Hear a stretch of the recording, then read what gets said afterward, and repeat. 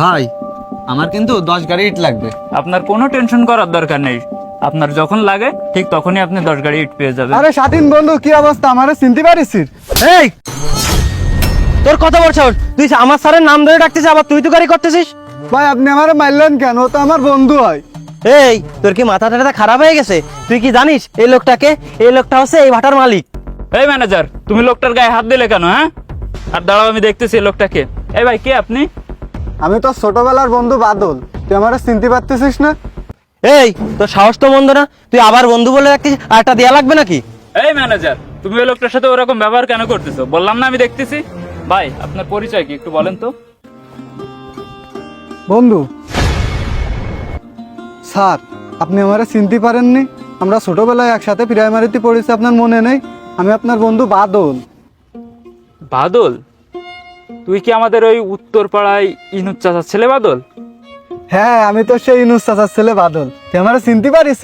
আরে তুই আমার সাথে ছোটবেলার বন্ধু বাদল, তো তুই আমার আগে বলবি না? তুই ভাটায় কাজ করতেছিস কেন?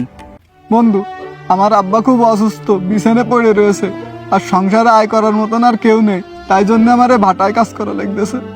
এই তুই আগে বলবি না তোর বাপ অসুস্থতা?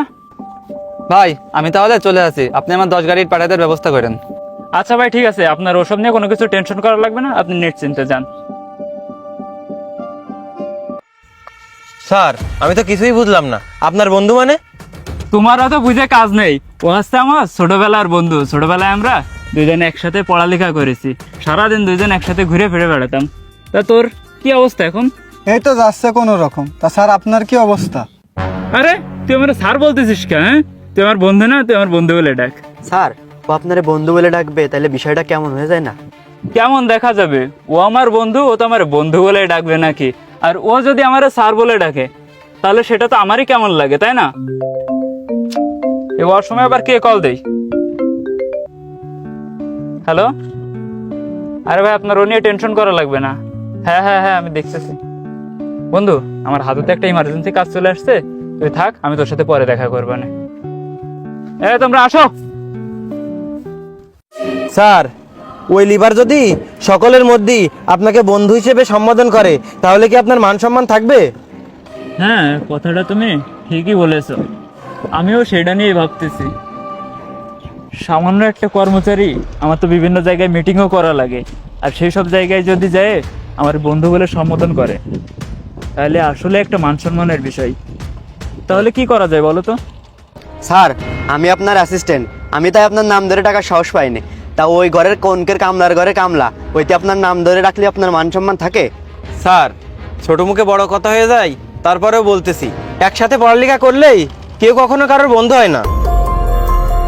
আপনি আপনার লেভেলটা দেখেন আর ওর লেভেলটা দেখেন, ও তো সামান্য একজন কামলা, ওর সাথে কি আপনার কখনো যায়? আসলেই তো, তোরা তো আমার চিন্তায় ফেলাই দিলি। কি করা যায় বলতো? স্যার, আমি যেটা বলি সেটা শোনেন। ওরে আপনি আজকে ডিরেক্ট যেয়ে বলে দেবেন ও যেন আপনার আর বন্ধু বলে না ডাকে। আর আমি যদি ওরে দেখেছি যে আমার সামনে আপনার বন্ধু বলে ডেকেছে, তাহলে কিন্তু আমি ওর কান তালসা একবারে গরম করে দেবো। ওর মতো ছোট লোক যদি আপনার বন্ধু বলে ডাকে তারপরে আবার তুই তুকারি করে, তাহলে কি আপনার মান সম্মান থাকে? আচ্ছা, আমার বন্ধু তো সামান্য একজন লিভার, ও যদি আমাকে তুই করে ডাকে, এমনকি তোমাদেরকেও তুই করে ডাকে, তাহলে অবশ্যই হয়তো বা তোমাদের মান সম্মান যাবে, এমনকি আমার নিজেরও মান সম্মান যাবে। স্যার, এত সময় পর আপনি একটা সঠিক ডিসিশন নিয়েছেন, যত তাড়াতাড়ি সম্ভব এর একটা বিহিত করেন। হ্যাঁ, আমি এখনই এর একটা ব্যবস্থা নেব, চলো আমার সাথে।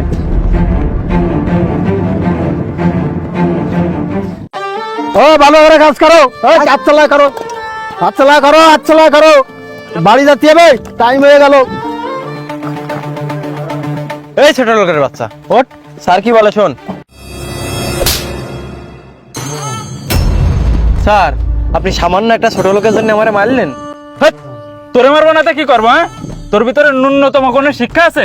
তোর তো মনুষ্যত্ববোধ বলতে কিচ্ছু নেই রে।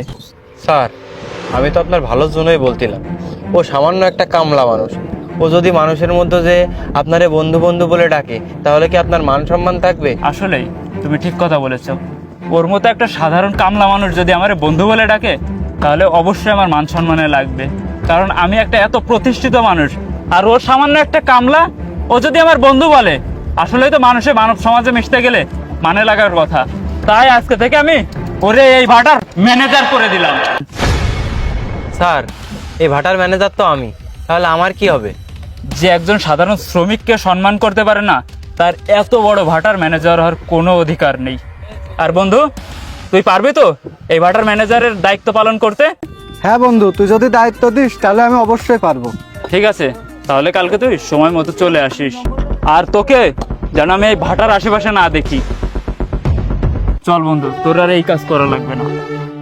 আপনারা লক্ষ্য করলে দেখবেন যে অনেকের ভেতরে এরকম সমস্যা রয়েছে, যারা সাধারণ মানুষদেরকে মানুষ বলে মনে করে না, আর যারা ধনী অনেক বড় পর্যায়ে আছে এদেরকে অনেক বেশি সম্মান করে থাকে। তাদের উচিত সকল ভেদাভেদ ভুলে গিয়ে সকল ধরনের মানুষকে আপন করে নেওয়া।